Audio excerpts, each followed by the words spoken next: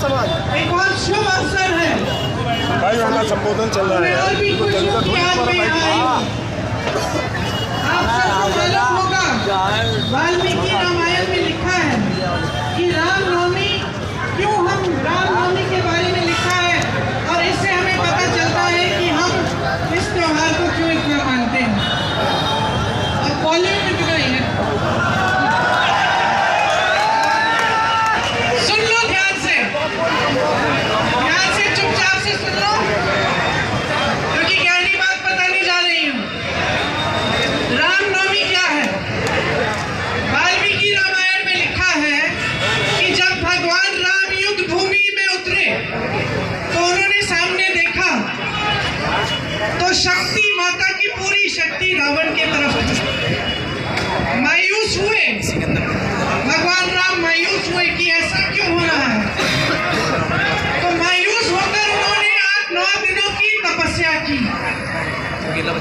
उन्होंने अन्न छोड़ा, व्रत रखा और 9 दिनों के लिए उन्होंने माता की उपासना आराधना की, ये समझने के लिए कि माँ शक्ति उनको क्यों दे रही है और ये शक्ति मेरे पास क्यों नहीं है। मैं तपस्या करूंगा, मैं आराधना करूंगा ताकि माँ की शक्ति मेरे पास आए।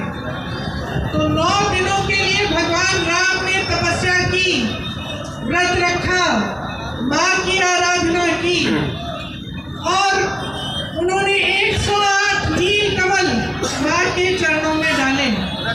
जब 108वें कमल को नील कमल को डालने का मौका आया 9वें दिन पर, तो माता ने उनकी परीक्षा ली। वो 108वां जो कमल था उसको उन्होंने छुपा लिया। अब भगवान राम को मिल नहीं रहा था, संकट में आ गए, दुख हुआ, लेकिन उनके अंदर एक और शक्ति थी, श्रद्धा की शक्ति थी।